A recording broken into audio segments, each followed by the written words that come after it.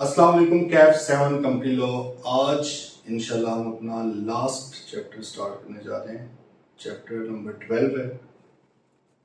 अल्हम्दुलिल्लाह सिलेबस हमारा काफ़ी टाइमली कंप्लीट हो गया है 5 डेज क्लासेस के साथ ही। तो ये एक दो दिन शायद हमने सैटरडे रखी है। तो ये एक बड़ी पॉजिटिव चीज़ है आप लोगों के लिए भी, मेरे लिए भी ऑब्वियसली है कि इससे बड़ा एक कॉन्फिडेंस आता है चीज़ में कि यार ग्रिप अच्छी हो गई है सिलेबस कवरेज के अंदर। और ये नहीं कि हमने कोई जान छुड़ाई है किसी भी चीज़ से। मैं तो इसमें मतलब काफ़ी सेटिस्फाइड हूँ। आप लोगों का फीडबैक चाहिए होगा ऑब्वियसली, जो मैं वक्तन फ़क्तन पूछता भी रहता हूँ अभी भी आप लोग देंगे कि कैसा रहा आप लोगों का ये सेशन सारा। लास्ट चैप्टर पे हम लोग आ गए हैं। टेस्टिंग भी आपकी हुई है। आई बिलीव 10 टेस्ट अभी तक हो चुके हैं। इसमें टर्म टेस्ट भी है, असेसमेंट्स भी हैं। देन अभी तो आगे आपका प्लान है, हमने 2 हाफ बुक के भी करवाने हैं, मतलब 6 चैप्टर्स के। और एक अभी आपकी रिवीजन भी इंशाल्लाह स्टार्ट होगी। इसमें हर चैप्टर का टेस्ट होगा, तो मतलब टेस्ट कर देना है, ठीक है। अब अभी टाइम भी है काफ़ी। अगर आप लोग चाहें तो अच्छे तरीके से बार बार इसको रिवाइज करके बड़ा इजीली आप इसको कर सकते हो। मेरा नहीं ख्याल इसमें कोई भी मसला होना चाहिए, ठीक है। अच्छा जी, चैप्टर 12 है, इंतहाई इंपॉर्टेंट है चैप्टर। इंशाल्लाह ये आज भी स्टार्ट करते हैं। कोशिश होगी कि कमिंग वीकेंड तक ये एंड हो जाए, फ्राइडे तक सिलेबस आपका सारा। इंतहाई इंपॉर्टेंट है। अगेन इस जो अटैम्प्ट में भी आया, हर अटैम्प्ट में आता है ये। मैंने आपको कल भी बताया था कि जो चैप्टर्स है ना आपके 10 11 12 ये इंतहाई इंपॉर्टेंट है। पिछले भी इंपॉर्टेंट है बेशक। चैप्टर 8 चैप्टर 3, इसके अलावा भी आपका चार्जेस मॉर्गेजेस का चैप्टर भी, सारे के सारे 12 के 12 इंपॉर्टेंट है। लेकिन कुछ होता है ना, वेटेज इनकी ज्यादा है तो इन पे हम कॉम्प्रोमाइज बिल्कुल ही नहीं कर सकते। सिलेक्टिव स्टडी नहीं हमने करनी, लेकिन उसमें भी ये जो चैप्टर्स हैं 4-5 इनके ऊपर हमने ज्यादा एफर्ट करनी है यार। इधर से एक नंबर भी हमारा ना मिस हो। बस क्लियर है तो अल्लाह खैर करेगा, सारे क्लियर है इंशाल्लाह, ठीक है जी। अच्छा, ये चैप्टर है हमारा वाइंडिंग अप का। कंपनी को वाइंड अप करने का टाइम हुआ जाता है। अभी तक भाई हमने जो कुछ चीजें पढ़ी थी, हमने कहा कि कंपनी से रजिस्टर होती हैं, रजिस्टर एससीसीपी करता है उनको। कंपनी या तो पब्लिक लिमिटेड हो सकती है या प्राइवेट लिमिटेड रजिस्टर हो सकती है। लिस्टेड रजिस्टर नहीं होती डायरेक्टली, वो तो लिस्ट बाद में स्टॉक मार्केट पे करवाया जाता है। पहले तो पब्लिक लिमिटेड होगी ना वो लिस्टेड वाली, ठीक है।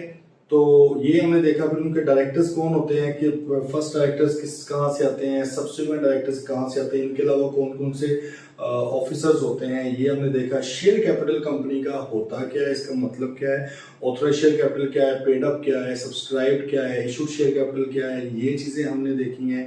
तो अगर जॉइंटली शेयर्स ऑन किए जा रहे हैं, होल्ड किए जा रहे हैं, उसका क्या ट्रीटमेंट होता है, ये चीजें हमने देखी हैं। क्या एक बार शेयर्स अगर इशू कर दिए जाएं तो उनको कैंसिल किया जा सकता है कि नहीं, उनको अपने ऑथराइज कैपिटल को कम किया जा सकता है कि नहीं, इंक्रीज किया जा सकता है कि नहीं, अपने मेमोरेंडम ऑफ एसोसिएशन के डिफरेंट क्लॉजेस को चेंज किया जा सकता है, ये चीजें हमने देखी। आर्टिकल्स को कैसे अमेंड करना है, ये हमने देखा है। फिर आहिस्ता आहिस्ता हमने देखा है कि कंपनी में कर्जे शर्जे भी लेने होते हैं, तो कंपनी में मॉर्गेजेस, चार्जेस, प्लेजेस जो होते हैं वो भी रजिस्टर करवाने हैं, किस किस तरह करवाने हैं, किसके पास करवाने हैं, उन चीज़ों को हमने देखा। फिर हम आगे बढ़े तो हमने इसके अलावा भी चीज़ें, कंपनी की इन्वेस्टमेंट्स हैं वो हमने देखी। कंपनी जो इन्वेस्ट करती है डिफरेंट जगह पे, उनको किस तरह से ट्रीट करना है, किसके अप्रूवल के साथ होती हैं। और अगर कंपनी एसोसिएटेड कंपनीज अंडरटेकिंग में करती है फिर थोड़े से स्पेशल आ जाते हैं, वो किस तरह करना। रिलेटेड पार्टीज इंतहाई इंपॉर्टेंट, वो हमने पढ़ा, उसकी डेफिनेशन देखी, उसकी रिक्वायरमेंट्स देखी। रिलेटेड पार्टी ट्रांजेक्शन वगैरह किस तरह लेकर चल रहे हैं। हमने एजीएम्स की बात की है भाई, पहले डायरेक्टर्स मीटिंग की बातें हुई, फिर हमने एजीएम की बातें की, जनरल मीटिंग्स की बातें की, इसमें एजीएम स्टैट्यूटरी मीटिंग आ जाती है आपकी, और ईओजीएम एक्स्ट्रा ऑर्डिनरी जनरल मीटिंग भी आ जाती है। वो किस तरह कंडक्ट करनी, किसने कंडक्ट करनी, कोरम क्या होता है, कौन इसको हेड करता है चीजों को, ये चीजें हमने देखी। डिविडेंड किस तरह अप्रूव होता है, इंटरनल डिविडेंड क्या है, फाइनल डिविडेंड क्या है, किसकी अथॉरिटी है, नहीं पे करेंगे तो क्या होगा, क्या हमेशा ही पे करना है या विद होल्ड भी किया जा सकता है, किसी का रोका भी जा सकता है, ये चीजें भाई हमने देखी हैं। देन हम रिटर्न्स के ऊपर आ गए। एनुअल रिटर्न्स, आपकी directors report, financial statements, quarterly financial statement, ये भाई हम सारा कुछ कर चुके हैं डिस्कस। और आपके इस लेवल पे, कैफ लेवल पे, ये सफिशिएंट नॉलेज है और ये इंतहाई प्रैक्टिकल आपका सब्जेक्ट है। मैं बार बार ये कहता होता हूँ कि ऑडिट टैक्स और ये आपका कॉर्पोरेट लॉ, ये इंतहाई प्रैक्टिकल सब्जेक्ट्स हैं। आर्टिकल्स में आपकी इन्होंने बहुत हेल्प करनी है, और इसी चीज़ को मद्देनजर रखते हुए हम इंशाल्लाह ये जो लास्ट हमारा सैटरडे होगा, एक तो काइंड ऑफ फेयरवेल टाइप, थोड़ी सी ऑनलाइन क्योंकि हुआ है तो किसी से इतनी गपशप नहीं हो सकी सेशन में, 2-3 बार प्लान बने हैं लेकिन वो उसको ऑनलाइन वजह से, एक तो वो, सेकेंडली जो मेन उसका फोकस है, क्योंकि मेरा आपसे वादा भी था और मैंने करवाना भी था, वो पहले मैंने सोचा था ऑनलाइन ही मैं दे दूं, लेकिन बेहतर है कि हम फिजिकली ऑफिस आप मेरे आ सकते हैं सैटरडे को। तो इंशाल्लाह हम यहाँ पर मतलब नेक्स्ट सैटरडे, उसकी डेट क्या बन रही है, उसकी डेट आई गेस 13 जुलाई बनती है, 13 जुलाई। तो हम 12 जुलाई तक इंशाल्लाह हमारा सिलेबस एंड हो चुका होगा। 13 जुलाई को इंशाल्लाह हम इसका जो है कंपनीज किस तरह रजिस्टर की जाती हैं प्रैक्टिकली उसको देखेंगे। फिर कुछ स्टूडेंट्स ने कहा कि सर एनटीएन जो होता है वो ऑल्दो है टैक्स का मैटर, लेकिन उन्होंने कहा वो सिखा देंगे तो लोगों भी सिखा देंगे, दैट्स नॉट बिग डील। और एक चीज़ मेरे और माइंड में, अगर टाइम हुआ तो हम उस तरह भी जा सकते हैं, लेकिन अभी मैं कमिट नहीं कर रहा उसको, क्योंकि अदरवाइज वो फिर मसला अच्छा नहीं लगता इस तरह एथिकली।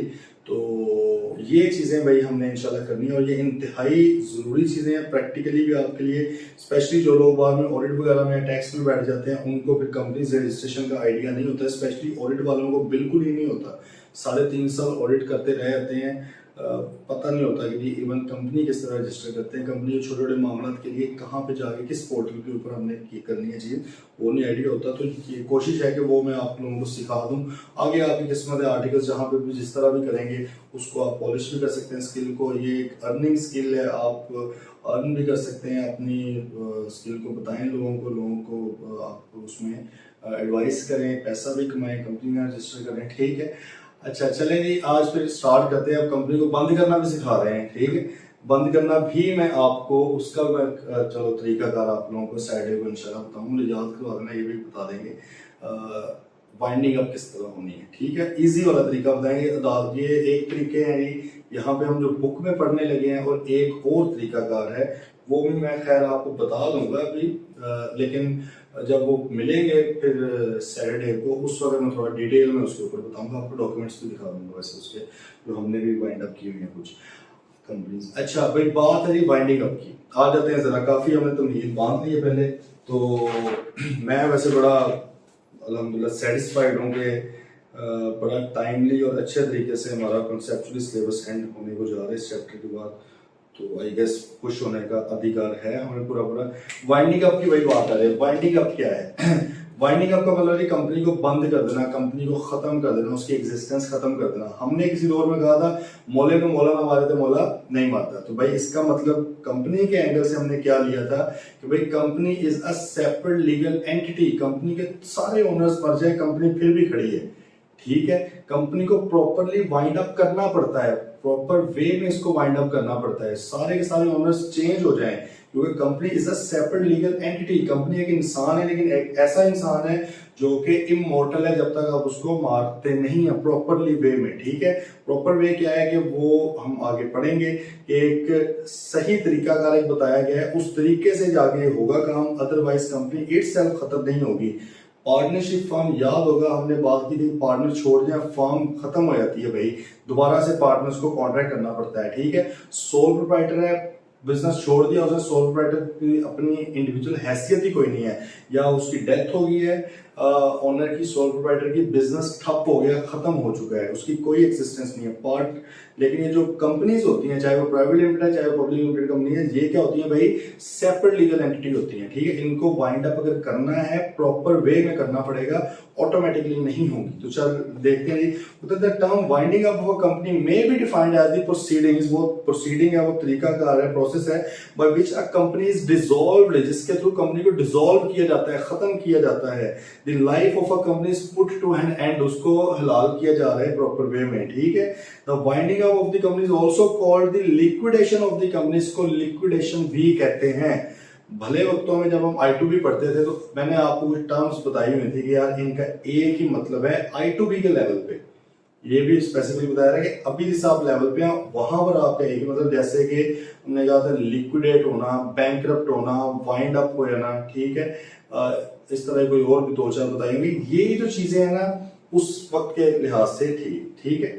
अच्छा, अब जो है ना टेक्निकल, अगर प्योर टेक्निकल बात की जाए तो वाइंडिंग अप और लिक्विडेशन का मतलब एक लिया जाता है। बैंकरप्सी जरूरी नहीं होता कि वाइंडिंग अप ही हो, वाइंडिंग अप उसके बाद का एक प्रोसेस है। हाँ, ये हो जाता है कई बार कंपनी बैंकरप्ट हो जाती है, उसको फिर वाइंड अप किया जाता है, लेकिन bankruptcy itself is not winding up, ठीक है। तो अब क्योंकि हम इस लेवल पे आ गए हैं कि आप ये बात समझ सकते हैं, तो आपके इधर बताई जा रही है, ठीक है। तो भाई लिक्विडेशन का मतलब क्या होता है कि आप एसेट सारे सेल करके लिक्विडेट कर रहे हो, आपको पता है ना।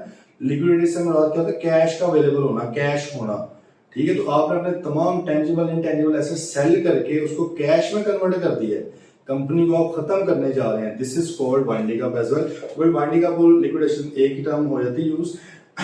कानून जो वर्ड यूज करता है वो वाइंडिंग अप का वर्ड यूज करता है, ठीक है। During this process the assets of the company are disposed off, assets बेचे जाते हैं, the debts of the company are paid off, वो पे किए जाते हैं, out of the realised assets और from the contributories, and if any surplus is left, it is distributed among the members in proportion to their shareholding in the company। बात जरा समझे, कहता है सबसे पहले बिकेंगे एसेट्स वाइंडिंग अप के अंदर। अभी तो बेसिक सा आइडिया दे रहा है, आगे डिटेल में हम जा रहे होंगे। पहले नंबर भाई क्या होता है, एसेट्स आर सोल्ड, ठीक है। दूसरे नंबर पे डेट्स आर पेड, भाई डेट्स जो कर्जे हैं, लायबिलिटीज हैं, वो भी तो पे करने हैं, ठीक है। तो अच्छा, अभी मैंने एक बात की थी कि बैंकरप्सी का मतलब वाइंडिंग अप नहीं है। हाँ, बैंकरप्सी की वजह से वाइंडिंग अप हो सकती है, तो क्या मैं ये भी कह सकता हूँ कि वाइंडिंग अप बैंकरप्सी के अलावा भी किसी वजह से हो सकती है? ये जरूरी है कि हमेशा बैंकरप्ट होकर ही छोड़ना है हमने? हो सकता है भाई मूड चेंज हो गया, नहीं कर रहे, हो सकता है कि हम कोई अनलॉफुल काम करने लगे, बैंकरप्ट तो नहीं हुए। हजारों इस तरह के सर्कमस्टांसेस बन सकते हैं, जिसमें से जो मेन जो प्रिंसिपल मसाइल होते हैं ना वो उसने यहाँ पे बताया, जिसकी रीजन कोई भी हो सकती है, ठीक है। इन वजह से कंपनी को वाइंड अप किया जा सकता है। तो भाई bankruptcy is only one reason to wind up a company, there can be many other reasons as well, ठीक है। अच्छा भाई, उसने कहा सबसे पहले एसेट सेल किए जाएंगे, कैश आ जाएगा, पैसा आ जाएगा। दूसरे नंबर पे डेट्स को पे करना है भाई, तो डेट्स जो पे करने हैं वो भाई पैसा कहां से आएगा, आउट ऑफ, कहां से पैसा आएगा, ये जो एसेट्स बेचे हैं, रियलाइजेशन ऑफ एसेट, रियलाइजेशन आ गया, उनको बेच के पैसा आया है उधर से। याद करें, एक बंदे ने वादा किया था कि भाई जब कंपनी वाइंड अप हो रही होगी ना मैं पे करूंगा, बुलाओ अननोन कंट्रीब्यूटरी, याद है। देखिए कॉन्सेप्ट अब भी चैप्टर 12 क्यों है, वो ये समझ रहा है कि आपको सारा कुछ आता है और आपको आता है, बस चीजें हमने कोलैबोरेट करनी है, लिंक करनी है माइंड के अंदर। याद करें वो दिन जब हमने वो बात की थी कि भाई दो तरह से इन्वेस्टमेंट होती है, एक होती है कैश में, एक होती गारंटी आप दे रहे हैं, एक मतलब आप शेयर्स खरीद रहे हैं, दूसरा आप गारंटी दे रहे होते हैं। शेयर कैपिटल वाला बंदा उसी वक्त इन्वेस्ट कर देता है, उसी वक्त पैसे दे देता है। कंट्रीब्यूटरी मैंने आपको लिखवाया भी था वहां पे ब्रैकेट में साथ, देख लें जाके कि भाई ये उस वक्त नहीं करेगा, ये बाद में करेगा। ये कहेगा अभी मैं गारंटी दे देता हूँ, जब डिफॉल्ट होगी कंपनी या वाइंड अप होगी, जो कर्जे पे करने को भाईजान मैं वो वाले पैसे पे करूँ, बुलाओ इनो फिर, ठीक है, हम लोग बुला ले। हमने उसे कहा कि भैया कंट्रीब्यूटरी साहिबान है, खैर कंट्रीब्यूटरी की यहाँ पे डेफिनेशन हम पढ़ेंगे वो थोड़ी सी अलग, ये जनरल फिलहाल आप ये बात समझ लें, ठीक है। इनसे पैसे लेकर भाई कर्जा पे किया जा रहा है, ओके जी। देन वो कहता है कि अगर कोई सरप्लस बच गया, सरप्लस से मुराद गया एक वही कि कंपनी बैंकरप्ट नहीं थी, अगर कंपनी बैंकरप्ट होती तो क्या सरप्लस बचता? नहीं बचता ना, क्योंकि बैंकरप्सी का मतलब क्या होता है, debts are more than asset, more than यही होता है, ठीक है, ये debts are more than assets. भाई अगर ये चीज हो तो फिर बैंकरप्सी, इधर कुछ नहीं सरप्लस बचता। लेकिन अगर ये सीन हो बैंकरप्सी, अभी मैंने आपको बताया ना कि वाइंडिंग अप तो और भी रीजन से हो सकती है, अगर ये रीजन हो, सीन हो, डेट कम है एसेट ज्यादा, भाई पैसा बचेगा ना, तो वो जो पैसा बचना है वो आप किसको देना है, कहते सरप्लस जो है to be divided among share holders, share holder में फिर वो डिवाइड कर दिया जाता है। याद करें इसमें भी एक सीन हमने पढ़ा प्रेफरेंस और ऑर्डिनरी शेयर होल्डर्स का, याद है, उसमें भी हमने कहा था कि जो प्रेफरेंस शेयर होल्डर होंगे एंड पे जब कंपनी खत्म हो रही होगी उस वक्त भी पहले उनको दिए जाएंगे पैसे, बाद में ऑर्डिनरी शेयर होल्डर्स को दिए जाएंगे अगर बचे तो, ऐसे ही है ना। उस वाले में हमने बात की थी। तो ये खैर वही सिलसिला।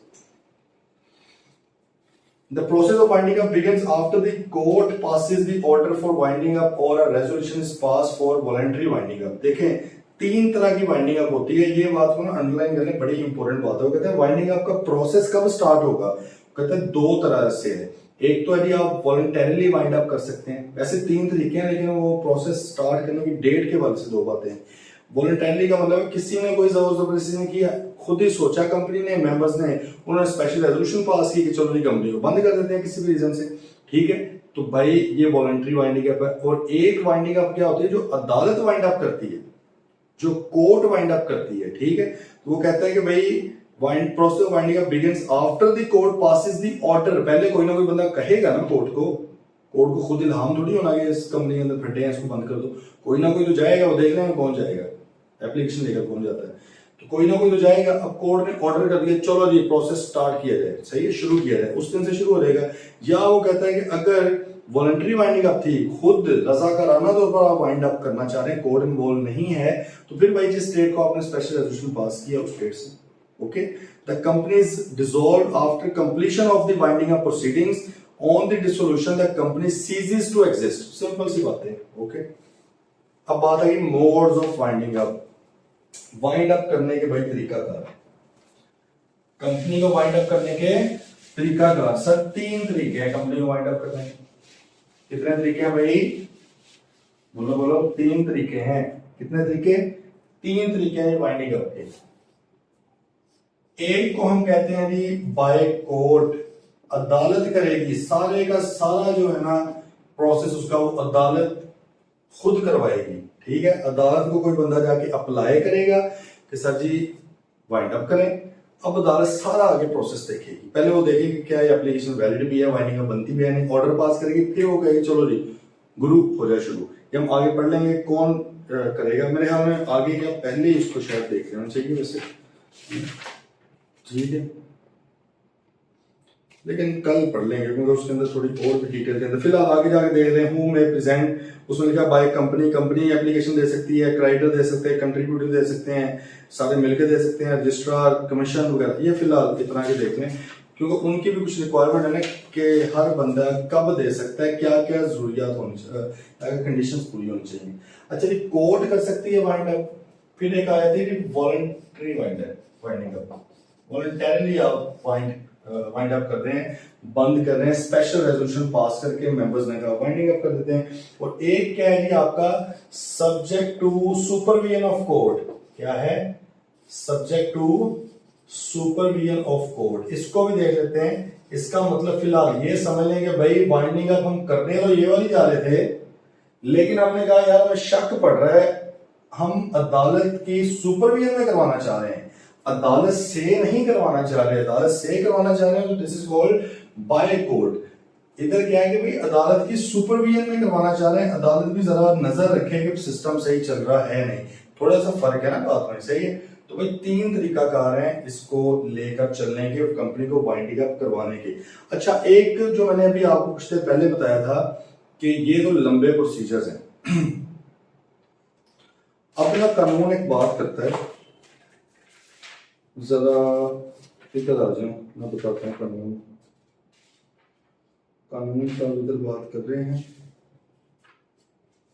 या नहीं कर रहे। तो रिपोर्ट बाय स्ट्राइक ऑफ का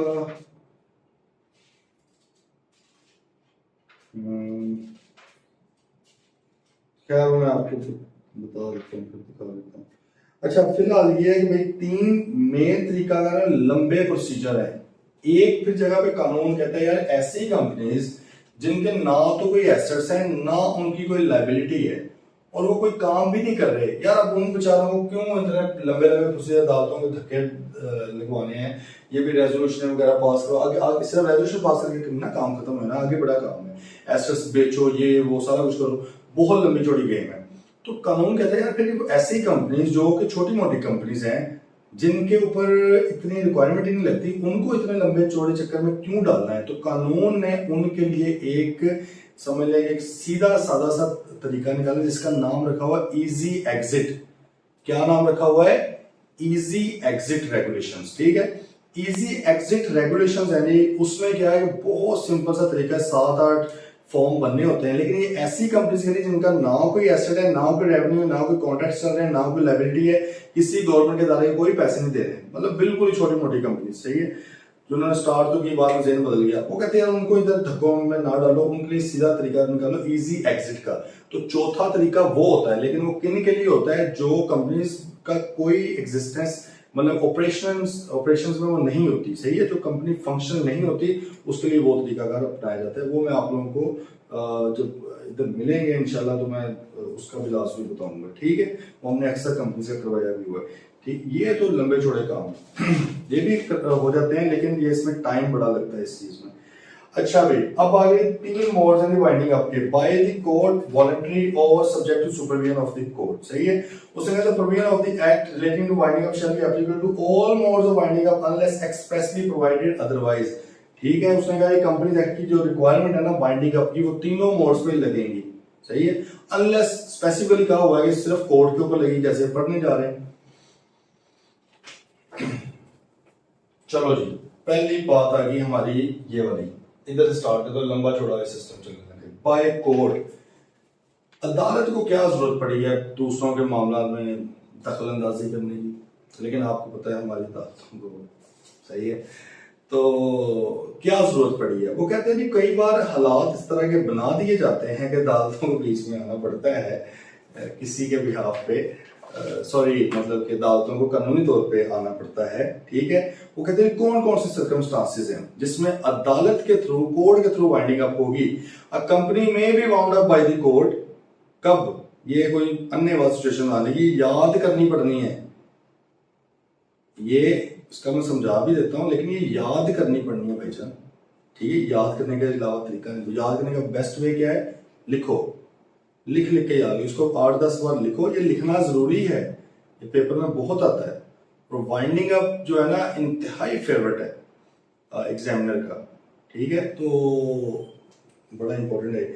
चलिए, a company may be wound up by the court, पहली सिचुएशन क्या? If the company has by special resolution resolve that the company be wound up by the court. वाह क्या बात है, सुभान अल्लाह।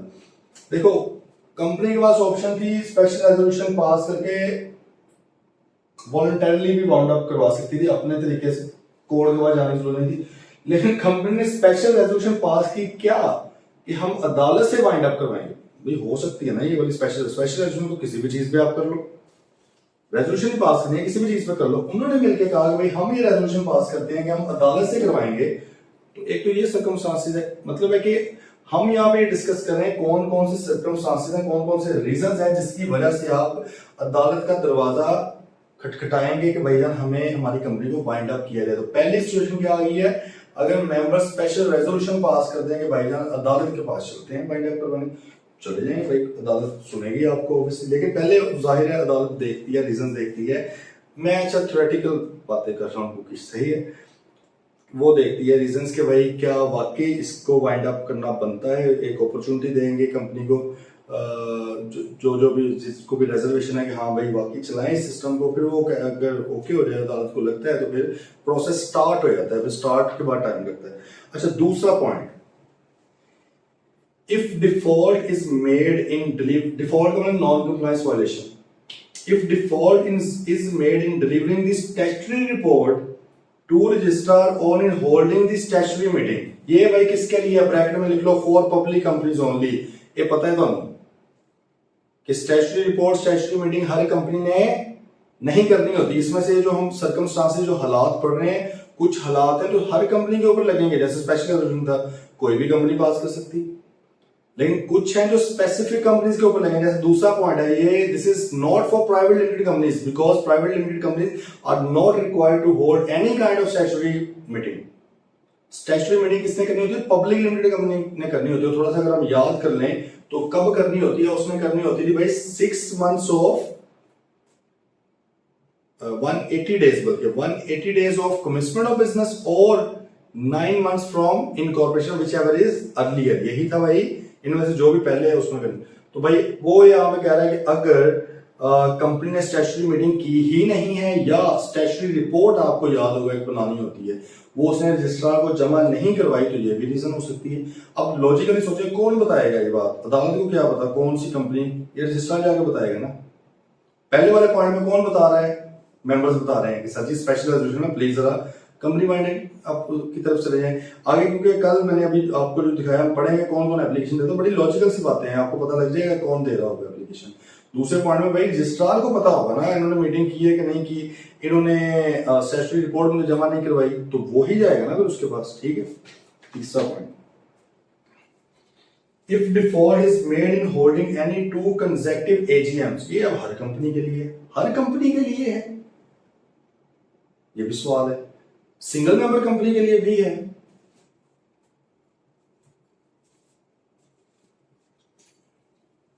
नहीं है ना भाई, इस एसएमसी की तो रिक्वायरमेंट ही नहीं है एजीएम की, तो एसएमसी ने अगर नहीं भी किया 2 कंसेक्यूटिव या 50 कंसेक्यूटिव नहीं किया, तो आप उनको निकाल सकते हैं, नहीं निकाल सकते, उनको पार्टी का की तरफ नहीं लेके जा सकते, उनकी रिक्वायरमेंट नहीं। तो ये बातें सारी वही है कि चैप्टर 12वां है, लास्ट चैप्टर है, तो ये बिल्कुल राइट अजम्पशन है कि हमें सारी इंफॉर्मेशन पहले पता है रेलेवेंट, ठीक है। तो आप इसका मतलब है कि भाई जिसके लिए एप्लीकेबल है, अगर उन कंपनीज ने कंसेक्यूटिव 2 एजीएम्स नहीं किए तो भाई उनको भी किया जा सकता है। ये भी ऑब्वियसली एजीएम का रिकॉर्ड रजिस्ट्रार के पास होता है, ठीक है, तो वो जाके खप डाल सकता है कि भाईजान इसको बंद किया जाए, ठीक, बिना वजह नहीं करेगी। इधर कंपनी बैठी हुई 10-10 साल से एजीएम्स फाइल नहीं की हुई उन्होंने, ठीक है, वो फिर भी नहीं वाइंडिंग अप की तरफ गए, तो ये जाहिर है कोई ना कोई बंदा लेके जाता है, कोई मुखबरी करता है, फिर ये अदालतों से अपने काम नहीं हो रहे, ये कहां से करने हैं।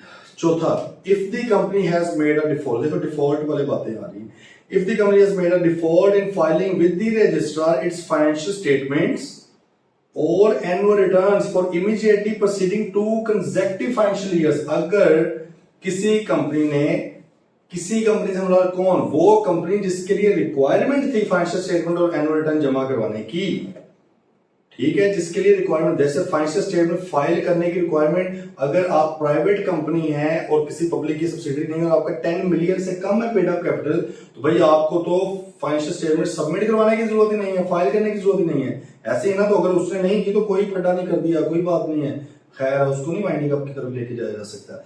लेकिन एक ऐसी कंपनी जिनकी रिक्वायरमेंट थी फाइनेंशियल स्टेटमेंट्स जमा करवाने की, और या दूसरा पॉइंट है, या एनुअल रिटर्न जमा करवाने की थी, और उन्होंने भाईजान ने पिछले 2 प्रोसीडिंग फाइनेंशियल ईयर, पिछले जो 2 फाइनेंशियल ईयर्स हैं उनकी ये चीजें नहीं जमा करवाई रजिस्ट्रार को, तो फटा हो सकता है। कौन करेगा फटा, रजिस्ट्रार करेगा, ठीक है। मतलब ये वो पॉइंट्स हैं जिनकी बेस, उसने ऊपर लिखा ना कंपनी में भी वाउंड अप की जा सकती है, शेल नहीं है कि ऑटोमेटिकली वाउंड अप हो जाए, नहीं नहीं, वो कहता है कि की जा सकती है, हाँ आप एप्लीकेशन लेके जाओ, देखते। Next point, if the number of members is reduced, simple, ये आगे इसने कहा लिखी, सिंपल बात है, अगर मिनिमम नंबर ऑफ मेंबर्स से रिड्यूस हो गया, तो if the number of members have been reduced below the minimum number below क्या था, पब्लिक लिमिटेड के लिए 3 और उधर से प्राइवेट लिमिटेड के लिए 2, एसएमसी के लिए 1, ठीक है। अगर इनसे कम हो गए हैं मेंबर्स तो भाईजान फिर भी जाया जा सकता है, ये भी रजिस्ट्रार से ले जाता होता है, ठीक है, या कोई दूसरा भी जा सकता है, मतलब है कोई और मेंबर है वो लेकर चला गया, मेंबर्स भी जा सकते हैं, स्पेशल रेजोल्यूशन के थ्रू भी तो जाया जा सकता है, तो वो इसमें ये भी रीजन डाल सकते हैं। अच्छा नेक्स्ट आ गया, if the company is unable to pay its debts, अगर कंपनी अपने कर्जे वापस नहीं कर सकती तो ये भी एक रीजन बन सकती है कि ये डिफॉल्ट कर चुकी है, डिफॉल्ट कर गई है तो इसको वाइंड अप कर दिया जाए, ऐसे ही है।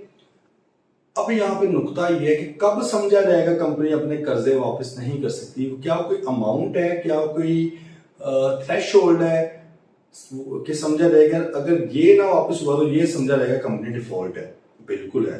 पढ़े सेक्शन 302, सेक्शन 302 लगने लगी है भाई। आगे आ जाए नेक्स्ट पेज के ऊपर, वो साथ ही बात पढ़ लेते हैं ना, ठीक है। उसने कहा if the company is unable to pay its debts, तो इसको वाइंडिंग अप की तरफ लेके जाया जा सकता है। अब हमारी बात है कि company when deemed unable to pay its debts, कब समझा जाएगा कंपनी अपने कर्जे वापस नहीं कर सकती, तो भाई वो 3 सिचुएशंस हैं जिसमें ये समझा जाएगा। पहली, a company shall be deemed to be unable to pay its debts. पहला point, if a creditor by assignment or otherwise to whom, by assignment or otherwise को फॉलो करें, if a creditor to whom the company is indebted in a sum exceeding rupees 100,000, एक creditor जिसको company ने 1 लाख रुपया देना था, has served on the company by causing the same to be delivered by registered post or otherwise at its registered office, a demand, basically जो बात बस है वो कर लेते हैं, demand under his hand deemed to duly given if it is signed by an agent or legal advisor duly authorized on behalf of the creditor, requiring the company to pay the sum so due and the company has for 30 days thereafter neglected to pay the sum or to secure a compound for it to the reasonable satisfaction of the creditor। कितनी लंबी बात की है उसने, कितनी लंबी बात की। अब आपको क्वेश्चन ये होना, सर अपने अल्फाज में लिख सकते हैं, सर बिल्कुल लिख सकते हैं, अमाउंटें चेंज नहीं करनी, डेज चेंज नहीं करने, एसेंस चेंज नहीं करना, लिख दो।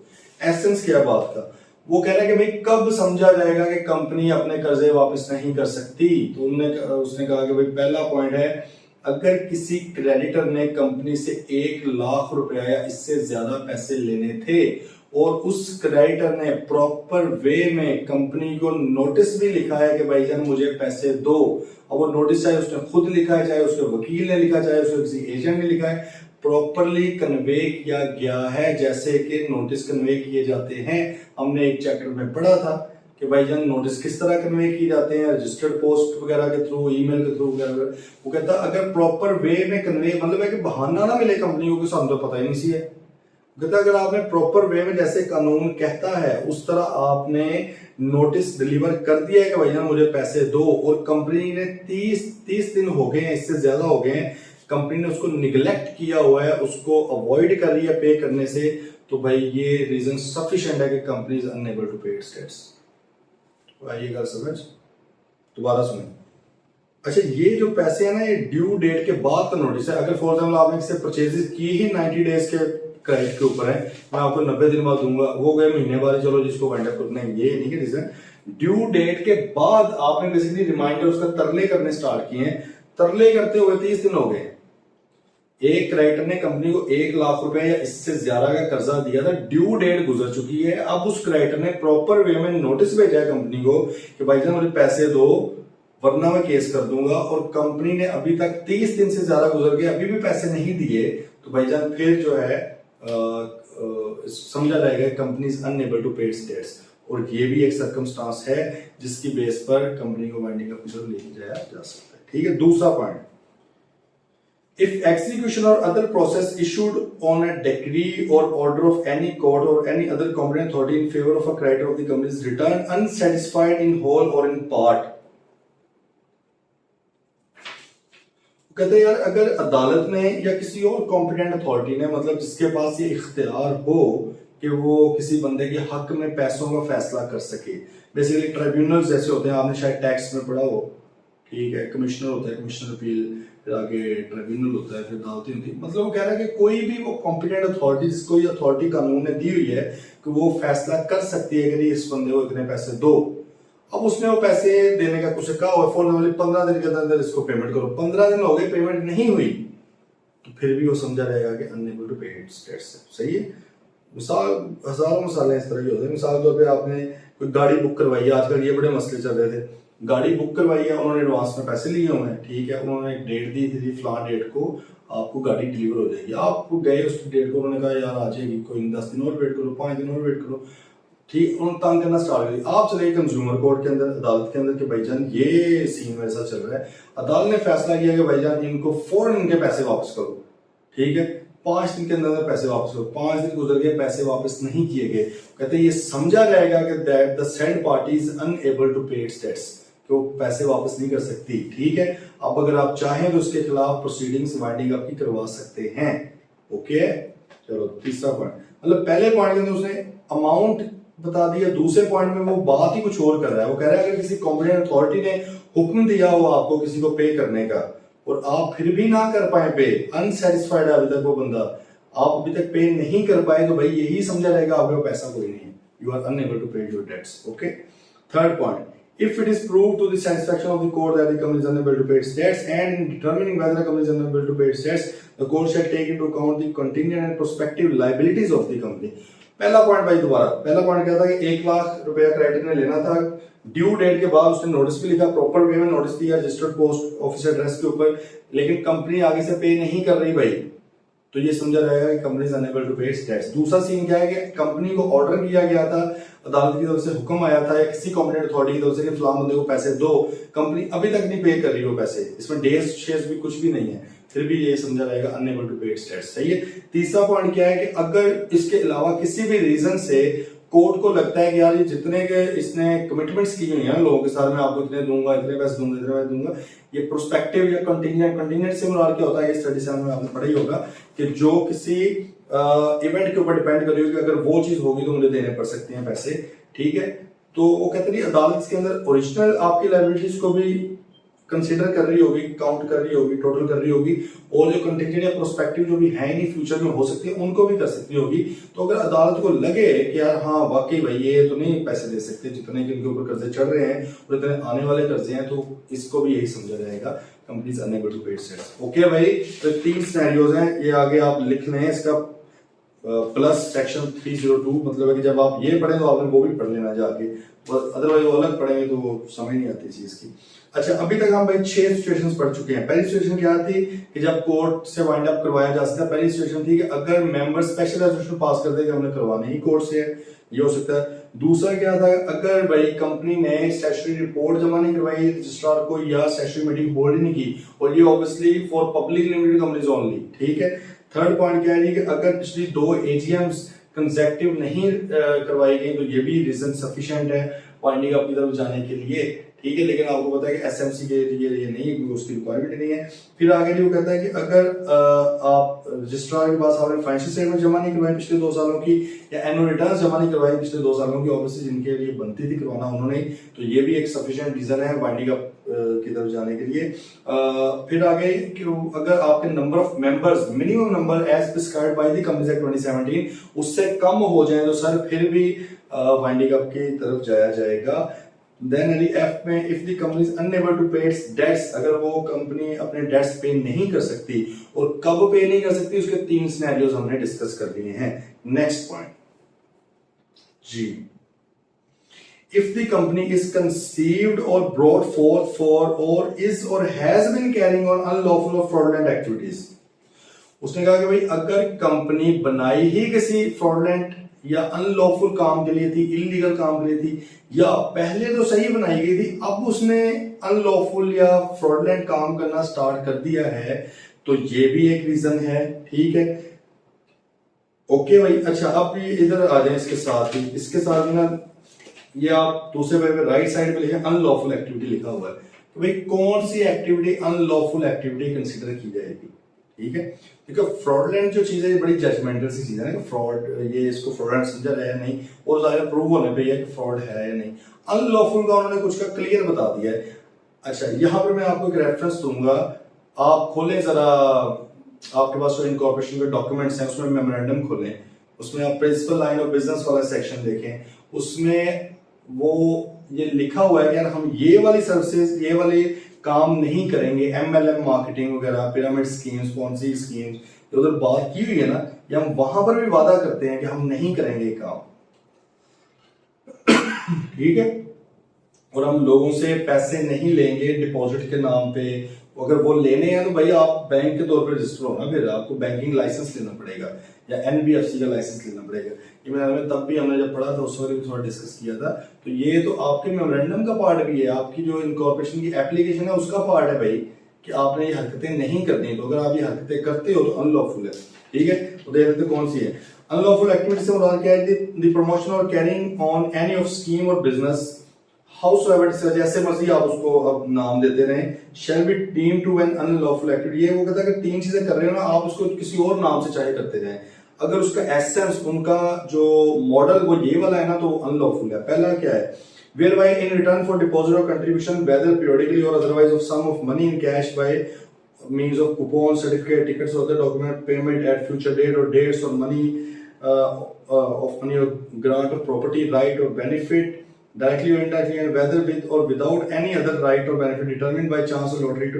इतनी लंबी चौड़ी उसने बात कर दी। सिंपल वो कह रहा है यार, अगर आप पैसे लेते हो किससे और आप उससे वादा करते हो कि आपको इसके बदले में कोई वाउचर्स हम देंगे, सही है, कोई आपको हम कोई ग्रांट देंगे, कोई आपको गिफ्ट देंगे, कोई आपको टोकन देंगे, कोई टिकट देंगे किसी जगह पे जाने की, मतलब इस तरह की आप उससे वादे कर रहे हैं, या वो होता है लकी ड्रॉ में अगर आपका आ गया तो ये करेंगे, तो वो कहते हैं सारी चीजें जो हैं अनलॉफुल एक्टिविटी कंसिडर होंगी। ठीक है, फिर वो कहते हैं रेजिंग अनऑथराइज्ड डिपॉजिट। देखो अगर ऑथराइज्ड डिपॉजिट्स हैं फिर तो मसला ही नहीं है ना, वो तो बैंक के तौर पे आप ले भी सकते हैं।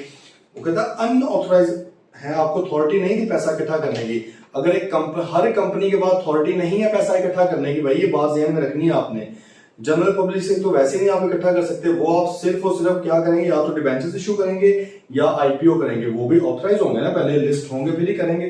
ठीक है, अगर आप वैसे कहते हैं कि नहीं हम पैसा इकट्ठा करके उनको ऊपर इंटरेस्ट देंगे, तो वो उसके लिए भाई बैंकिंग का लाइसेंस चाहिए आपको, स्टेट बैंक से आप लाइसेंस लेंगे बतौर बैंक का। ठीक है, इसका मतलब है हर कंपनी जो रजिस्टर्ड है उसके पास ये हक नहीं है जनरल पब्लिक से पैसा इकट्ठा करने, अनऑथराइज्ड हो, पहले ऑथराइजेशन लेनी पड़ती है। अच्छा, वो कहते हैं दूसरा पॉइंट क्या, raising unauthorised deposit from the general public, indulging in referral marketing. Referral marketing का आपको पता होगा, जिसको स्टार मार्केटिंग भी कहते हैं। ठीक है, कि भाई मैं आपको रेफर कर रहा हूँ, आपने आगे करना है, आपने आगे करना है, आपने आगे करना है, जो अगला बंदा कमा रहा है उससे आपको भी मिलेगा, उससे आपको मिलेगा, उससे मुझे मिलेगा। ठीक है, ये वो आई थी ना टाइम्स या टीएंस नाम से, और भी मेरे ख्याल में बड़ी है, B4U कंपनी, अरबों रुपए का स्कैंडल उनके नाम पे एससीसीपी की तरफ से केस चल रहा है। अब अक्सर स्टूडेंट्स माशाल्लाह लड़कियां स्पेशली वो पता नहीं क्यों इसमें आ जाती हैं कि ये पैसे इस तरह बड़े मिल जाएंगे। अक्सर मैसेज आते हैं, मुझे 10-12 स्टूडेंट्स के मैसेज में कुछ मेल्स हैं, मोस्टली फीमेल्स थी, कि सर ये क्या सही होता है, मेरे भाई ने इसमें इन्वेस्ट किया था, ये हो गया वो हो गया, वो तो बड़ा कहते हैं एफपीआर के साथ रजिस्टर्ड है, अब फलां भी। तो भाई थोड़ा सा ना तेज हो जाए प्लीज, शार्प माइंडेड हो जाए थोड़ा, दुनिया बहुत तेज है। ठीक है, इतनी मासूमियत के साथ दुनिया में नहीं जिया जा सकता।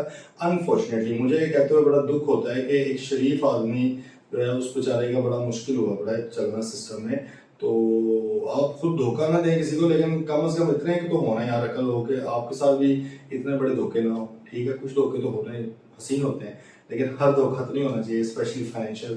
तो थोड़ा सा ना विजिलेंट रहना चाहिए। ठीक है, अब एक का स्टूडेंट का मैसेज आया कि उसके भाई ने मेरे में 2.5 लाख रुपए इन्वेस्ट किया था, कोई इस तरह की कंपनी, मुझे याद भी नहीं है उसका नाम, पता नहीं क्या थी, फोरेज करके मेरे ख्याल में। अच्छा, वो मुझे पूछ रही है कि फोरेज क्या है, मैंने कहा पता नहीं फोरेज, मतलब मुझे नहीं आइडिया था कि फोरेज क्या है। पता लगा वो बहुत बड़ी कंपनी थी जिसने ये स्कैंडल चलाए होंगे उस तरह के। तो भाई बच्चे उन चीजों से बाद में भाग जाते हैं। ठीक है, स्टार में लालच एक देते हैं। सिंपल आपने देखना है कि जो वो एक्ट कर रहा है क्या उस एक्ट की स्पेसिफिक उसके पास ऑथराइजेशन है। अब वो आप कह रहे हैं हम बतौर कंपनी जिसने, भाई ये तो पूछा ही नहीं हमने, हम तो कह रहे हैं कि आप पैसा इकट्ठा करोगे, पैसा इकट्ठा करने की ऑथराइजेशन है, ये ना बताओ कि हम एफबीआर के साथ रजिस्टर्ड हैं। वो तो बात ही, हमने क्या करना है एफबीआर के साथ अगर आप रजिस्टर्ड हैं भी तो, वो टैक्स का मामला था ना, हमारा उससे क्या लेना देना। आप कहेंगे हम एससीसीपी के साथ रजिस्टर्ड, हु केयर्स मैन, वो बिल्कुल डिफरेंट चीज है। आप ये बताओ कि पैसा इकट्ठा करने की ऑथराइजेशन सर्टिफिकेट कहाँ पे है आपके पास। खैर वो सर्टिफिकेट भी फेक बन जाते, फिर आपने थोड़ा और दिमाग इस्तेमाल करके उसको चेक भी करना। देखें, जब आपने इन्वेस्ट करना है तो फिर थोड़ा सोचना तो पड़ता है ना। बाहर हम फ्रूट लेने जाते हैं, एक एक फल अगर वो हमें हाथ लगाने दे, आप जैसे वो हाथ में ना लगाने देते, अगर वो हाथ लगाने दे तो आप एक एक चीज को, फ्रूट को हर एंगल से देख रहे होते, खराब तो नहीं है, दाग तो नहीं है, सही है। तो वो देख रहे हैं, जब 1 लाख 2 लाख 50,000 60,000 आपने इन्वेस्ट करना है, मतलब आप बहुत बड़ी अमाउंट है आप लोगों के लिए, तो भाई तब नहीं कुछ सोचना है, उस वक्त भी तो देखे ना। ठीक है, तो खैर ख्याल करना है इन चीजों को। दूसरा ये है कि unauthorised deposit from general public including referral marketing, multi level marketing, सही है, pyramid and Ponzi schemes, locally और इंटरनेशनली, डायरेक्टली और इनडायरेक्टली, ये सारे इलीगल हैं ब्रो। ठीक है, और any other business activity notified by the commission to be against public policy और मॉरल हैजर्ड। भाई अगर कमीशन इसके अलावा कोई और बता दी हुई है या ये फलां बिजनेसेस अनलॉफुल है, वो आप नहीं कर सकते। ठीक है, तो ये सब अनलॉफुल एक्टिविटी हमने जो इधर कहा था वो हमने पढ़ लिया होगा क्या आता है, पेपर में आ सकते हैं अनलॉफुल एक्टिविटी क्या है, तो आपने बता देना है। अच्छा, तो दोबारा if the company is conceived और ब्रॉट फॉर्थ फॉर और इज और has been carrying on unlawful activity और फ्रॉडुलेंट एक्टिविटीज, और दूसरा point If the company is carrying on business prohibited by any law for the time being in force in Pakistan, or restricted by any law, rules or regulation for the time being in force in Pakistan, अगर भाई किसी law ने मना किया हुआ है कोई specific काम करने से कि इस वक्त ये काम नहीं हो सकता, ये तो आपको याद होगा, हमने बिजनेस लॉ में पढ़ा था कॉन्ट्रैक्ट एक्ट के अंदर कि अगर कानून किसी चीज को मना कर दे तो वॉइड है। तो भाई कंपनी बनाना में तो मतलब एक कॉन्ट्रैक्ट है ना, मेंबर्स बना रहे हैं, कंपनी बना रहे हैं, आपस में कॉन्ट्रैक्ट के तौर पे कर रहे हैं काम, तो वो फिर किस तरह वैलिड हो सकता है। तो अगर किसी लॉ ने किसी चीज का, किसी काम को अनलॉफुल स्पेसिफिकली कहा हुआ है, उसने सिर्फ उस टाइम के लिए कहा, पहले आगे पीछे लीगल हो भाई, जिस टाइम में कहा उस टाइम पे नहीं कंपनी बन सकती भी, ठीक है।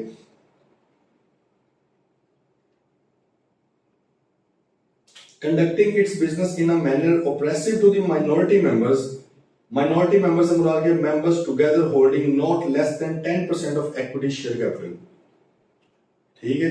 ऐसे मेंबर्स जिनके पास कम से कम 10% शेयर है, 10% या इससे ज्यादा शेयर है, उनको माइनॉरिटी कहा जाता है। और person concern with the formation और प्रमोशन ऑफ द कंपनी, अगर बिजनेस आप इस तरह से कर रहे हो कि वो माइनॉरिटी मेंबर के अगेंस्ट है, ठीक है, उनको नुकसान पहुंचा है, या जिन बंदों ने जो बाबा थे, बाबाए कंपनी, उन्होंने कंपनी बनाई थी, उन्होंने कंपनी फॉर्म की थी, उन्होंने कंपनी प्रमोशन में प्रमोट की थी, प्रमोट से मुराद वो नहीं है मशहूरी, प्रमोशन से मुराद यहाँ पे आपको पहले भी उन्होंने डिस्कस किया है, कंपनी बनाने वाले दे आर कॉल्ड प्रमोटर्स और सब्सक्राइबर। पहले प्रमोटर वर्ड यूज होता था, उनके लिए अब सब्सक्राइबर वर्ड यूज होता है, ठीक है जी। तो कहते हैं अगर आप काम इस तरह से कर रहे हैं कि ये 3 तरह के लोगों के खिलाफ है वो काम, मतलब कि उनको नुकसान पहुंच रहा है, तो ये भी आपकी एक रीजन हो सकती है वाइंड अप करने की, ठीक है। देन उसने कहा और run and manage by persons who fail to maintain proper and true accounts और कमिट फ्रॉड, मिसफीजेंस और malfeasance in relation to company, ऐसे लोग उसको मैनेज कर रहे हैं, ऐसे डायरेक्टर्स हैं, टॉप मैनेजमेंट में ऐसे लोग शामिल हैं जो फ्रॉडिगे हैं, ठीक है, जो कंपनी के ट्रू अकाउंट्स नहीं बनाते, फ्रॉड करते हैं, फाइनेंशियल स्टेटमेंट फेक बनाते हैं, मतलब जाहिर है उनके ऊपर कभी ना कभी ये साबित हुई पड़ी है अगर चीज, और वो लोग आपकी कंपनी के टॉप मैनेजमेंट के अंदर हैं। इस तरह इस मुल्क के अंदर मतलब कि साबित शुदा डकैत, चोर, कातिल जो है वो इस मुल्क के ऊपर लगा दिए गए हैं कि बस वो बड़ा हार्टफुल सा टॉपिक है ना। अच्छा, देन उसने कहा और the company is managed by persons who refuse to act according, वो कहते हैं कि नहीं भाई हम नहीं कानून को मानते। आपको पता है कि कुछ लोग हैं वो कहते हैं कि कानून क्या है, सही है, constitution is a piece of paper, nothing else, इससे ज्यादा उसकी कोई अहमियत नहीं है कुछ लोगों की नजर में। आम बंदा जो है उस गरीब के लिए कॉन्स्टिट्यूशन ही सब कुछ है, 73 के आइन के तनाजुर में हर चीज होती है, लेकिन कुछ लोग हैं उनके लिए कॉन्स्टिट्यूशन कुछ भी नहीं है। ये ऐसे लोगों की बात हो रही है कि ऐसे लोग कहते हैं भाई हम नहीं मानते कंपनीज एक्ट को, हम नहीं मानते किसी कानून को। वो कहते हैं कि इस तरह के लोग जिन्होंने नॉन कंप्लायंस की हुई है, ढीठ है, लेकिन तो भाई ऐसे लोग अगर मैनेज कर रहे हैं कंपनी को तो फिर भी कंपनी को बंद कर देना चाहिए। अब ये कहने की हद तक है ना, आपको पता ही है कौन करता है बंद। अच्छा, ये मतलब कुछ रीजंस आ गई हैं, तो 5 रीजन ये भी आ गए हैं, 6 ऊपर आपने पढ़ ली थी, अभी और पढ़े। कहते हैं if being a listed company it ceases to be such company, अगर ये लिस्टेड कंपनी थी और अब लिस्टेड नहीं रही है तो इस वजह से भी इसको हटाया जा सकता है, सकता है, लाजमी नहीं है, सही है। मिसाल के तौर पर जो है ना अनलिस्ट होने की बहुत सी रीजन है, जिसमें ब्लैक लिस्टिंग भी शामिल है।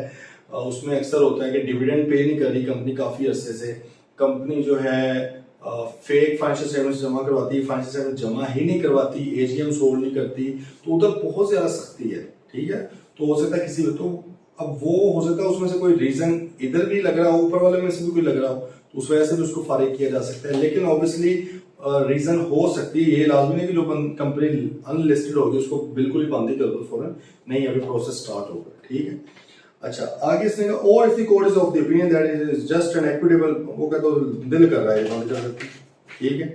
आगे if a company ceases to have a member, ये तो वही बात होगी ना, मतलब ये लिखने की, ये मेरे ख्याल में उन्होंने स्पेसिफिकली एसएमसी के लिए लिखा होगा ना, सोचो जरा, क्योंकि अभी पीछे उसने क्या कहा था कि अगर नंबर ऑफ मेंबर रिड्यूस हो जाए, ठीक है। अब रिड्यूस वाले में भी वैसे एसएमसी आ ही जाती थी कि उसका 1 से भी 0 हो गया, स्पेसिफिक पता नहीं अलग से क्यों लिखा है, मेरे ख्याल में किसी दौर में जब ये पढ़ेंगे ना दोबारा इसको कर देंगे फारिग if a company ceases to have a member, क्योंकि ये वाला पॉइंट उधर भी कवर तो हो ही रहा है, ठीक है, कि अगर मिनिमम नंबर से रिड्यूस हो जाए तो खैर ये देख लें बस, ये भी एक आ गया। और if the sole business of the company is the licensed activity, company जो काम कर रही थी कोई लाइसेंस्ड काम था, असले के बगैर नहीं, सॉरी क्या था, लाइसेंस के बगैर नहीं हो सकता था, और अब वो लाइसेंस कैंसिल हो गया है या रिवोक कर दिया गया है कमीशन की तरफ से, तो जाहिर है जब लाइसेंस रिवोक हो गया तो फिर बिजनेस भी रिवोक हो गया, कंपनी भी रिवोक होगी, उसको भी वाइंड अप कर दो, ठीक है। कमीशन ने किया, फॉर एग्जाम्पल बैंक है, एक बैंक आपको पता है लाइसेंस के बगैर बैंक नहीं बन सकता, उसने बतौर कंपनी पहले रजिस्टर करवाया अपने आपको, फिर स्टेट बैंक से, बल्कि पहले रजिस्टर करवाने से पहले लाइसेंस लेना पड़ता है, लाइसेंस लिया फिर कंपनी के तौर पर रजिस्टर हुआ। अब मिसाल के तौर पर किसी वजह से उसका लाइसेंस रिवोक हो गया है, तो भाई एक बिजनेस जो विदाउट लाइसेंस चल ही नहीं सकता, अब कैसे चल सकता है, तो उसको वाइंड अप कर दो, ठीक है। लास्ट पॉइंट एक आपका क्या है, बल्कि दो है, if a licence granted for association not for profit, वो एनपीओ, वो भाई रिवोक कर दिया गया है उसको, ठीक है, या कंपनी ने जो सेक्शन 42 43 थी उसकी नॉन कंप्लायंस किया तो उसको भी क्या किया जाएगा, वाइंड अप की। या हमने वहां पर भी पढ़ा था ना, चैप्टर 1 में था आई बिलीव, कि लाइसेंस किस तरह से रिवोक होता है, तो हमने उधर भी रीजंस पढ़ी थी। तो वो यही कह रहा है कि भाई अगर उसका लाइसेंस रिवोक कर दिया गया सेक्शन 42 वाली का, तो वो भी अब काम नहीं कर सकती, उसको वाइंड अप कर दो। लास्ट पॉइंट क्या, if a listed company suspends its business for a whole year, अगर एक लिस्टेड कंपनी है वो पूरे 1 साल के लिए अपना बिजनेस सस्पेंड कर देती, कोई बिजनेस नहीं करती, तो भाई उसको भी क्या किया जाएगा, वाइंड अप किया जा सकता है। अच्छा अब देखें, लंबी चौड़ी बातें हमने कर ली हैं, बहुत ज्यादा पॉइंट्स हैं, आई नो दैट, बट क्या करें, मुझे मालूम है तुम थक चुके हो, लेकिन क्या करें कि रास्ता यही है, ठीक है। ऐसे करके कोई शेर था आसिम बख्शी का। बात यह है कि भाईजान हमने इसको याद करना है, जैसे तैसे भी करना है, ये अब आप पे है, लेकिन ये इंतहाई इंपॉर्टेंट चीजें हैं ये, सही। एग्जाम्पल्स यार इसकी देख लेना, आज के लिए थक गए हैं हम, ठीक है, तो रास्ता आप लोगों ने एग्जाम्पल्स इसकी देख लेना, कल फिर आगे इंशाल्लाह बढ़ेंगे। एप्लीकेशन फॉर वाइंडिंग अप, कि कोड को ये कौन जाके पॉप कर रहा है कि भाईजान वाइंडिंग अप स्टार्ट करते हैं, वो कल देखते हैं, ठीक है जी, मिलते हैं कल, टिल देन टेक केयर, अल्लाह।